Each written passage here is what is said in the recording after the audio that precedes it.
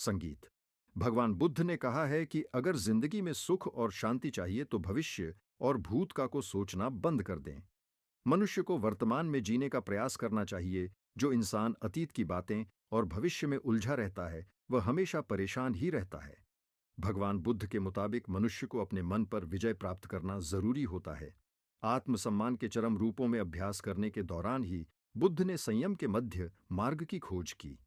एक ऐसा विचार जो अरस्तु के स्वर्णम मध्य से काफी मिलता जुलता है। अपने जीवन के दौरान उन्होंने गहन सुख और अत्यधिक अभाव का अनुभव किया था, लेकिन उन्होंने पाया कि कोई भी चरम सीमा किसी सच्ची समझ तक नहीं पहुंचती है। तथागत बुद्धत्व की प्राप्ति के पश्चात पहली बार अपने गृह राज्य कपूलवस्तु में पधार रहे थे। उनके आने का समाचार पाकर नगर में चारों ओर हर्ष की लहर दौड़ गई।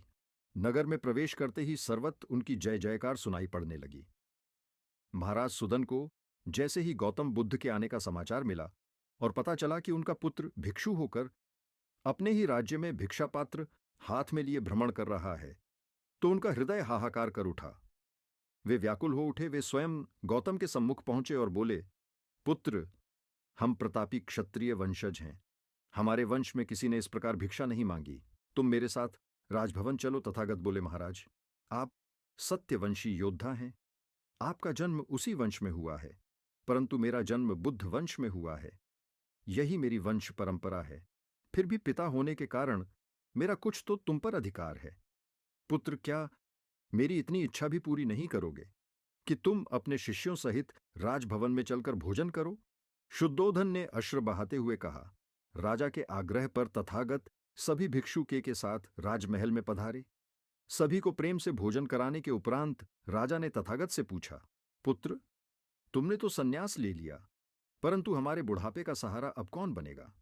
क्या अपनी पत्नी, पुत्र और माता पिता के प्रति तुम्हारा कोई कर्तव्य नहीं है? क्या यह आक्रमण का और जीवन के पलायन नहीं है? तथागत ने उत्तर दिया, महाराज, ना तो यह जीवन से पलायन है और ना ही अकर्मण्यता है। मैंने तो प्रारंभ में ही करुणा और प्रेम का मार्ग अपनाया है। अपने शिष्यों को भी मैं यही उपदेश देता हूं, जो केवल अपने सुखों तक सीमित रहते हैं वे स्वार्थी हैं। समस्त जीवों से प्रेम करना जीवन की उत्तम सार्थकता है। उनके लिए जीवन का सर्ग ना तो अकर्मण्यता है और ना ही जीवन की उत्तम सार्थकता है, ना तो अकर्मण्यता है और ना ही जीवन में पलायन। सभी से प्रेम करना जीवन का सर्वाधिक उच्च कर्म है। तथागत का उपदेश सुनकर महाराज सुदन समझ गए कि उनके सम्मुख बैठा व्यक्ति अब कोई साधारण युवराज नहीं है, वह बुद्ध है और समस्त संसार ही अब सब उसका घर है। तभी सहसा तथागत उठे और बोले, महाराज, मैं देवी यशोधरा से मिलने उनके कक्ष में जाना चाहता हूं। ऐसा कहकर वे चल दिए। यशोधरा को पता चला कि उसके पति राजमहल में पधारे हैं, परंतु वह उनसे मिलने नहीं गई थी। वह मान लिए बैठी थी। तभी राहुल ने मां से पूछा, मां, पिताजी राजभवन में आए हैं, फिर भी तुमने उनसे मिलने क्यों नहीं गई? यशोधरा ने उत्तर दिया, बेटा, तेरे पिता घर बार छोड़कर समस्त मानव जाति को सुख शांति का मार्ग दिखाने गए हैं। उनके मन में मेरे लिए जरा भी स्थान होगा तो स्वयं ही यहां आएंगे। उसी समय तथागत ने यशोधरा के कक्ष में प्रवेश किया। यशोधरा और राहुल ने आगे बढ़कर तथागत के चरणों में शीश नवाया। यशोधरा ने अपने आंसुओं से तथागत के चरण पखार दिए। वर्षों का थमा बादल मानो फट पड़ा। तथागत बोले, उठो यशोधरा, मन को शांत करो। तुम्हारा त्याग महान है। तुम्हारे इस त्याग के कारण ही मैं शाश्वत सत्य को पाने में सफल हुआ हूं।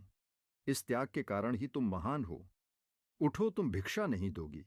यशोधरा उठी और राहुल का हाथ पकड़कर बोली, प्रभु, आप भिक्षुक बनकर मेरे द्वार पर आए हैं। मेरे पास देने के लिए आपका यह पुत्र राहुल है, इसे स्वीकार कीजिए।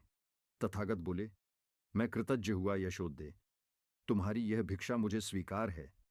ये कहकर वे मुड़े और राहुल को साथ लेकर बाहर की ओर चल दिए। राजमहल से निकलकर एक बड़े जन समूह को संबोधित करते हुए बुद्ध ने कहा, भिक्षुओं, मनुष्य के लिए धर्म और संघ के अतिरिक्त कोई अन्य उत्तराधिकार नहीं है। वही उत्तराधिकार मैंने अपने पुत्र राहुल को दे दिया है और वही है मैं तुम सभी को देता हूं। वहां उपस्थित सभी लोग बौद्ध धम्म स्वीकार किया।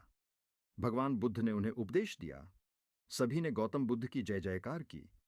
बुद्ध ने देखा कि राजमहल से निकलकर प्राय उनके सभी बंधु बांधव संघ की शरण में आ गए। परंतु बचपन से ही उन्होंने ईर्ष्या रखने वाला उनका चचेरा भाई देवदत्त वहां नहीं आया। वो आज भी उनसे दबाश रखता है। बुलाने पर भी वह आया और भिक्षु बन गया। उसके मन में जो मंथन चल रहा था, भगवान बुद्ध अच्छी प्रकार से जानते थे, फिर भी उन्होंने उनसे संघ में सम्मिलित कर लिया।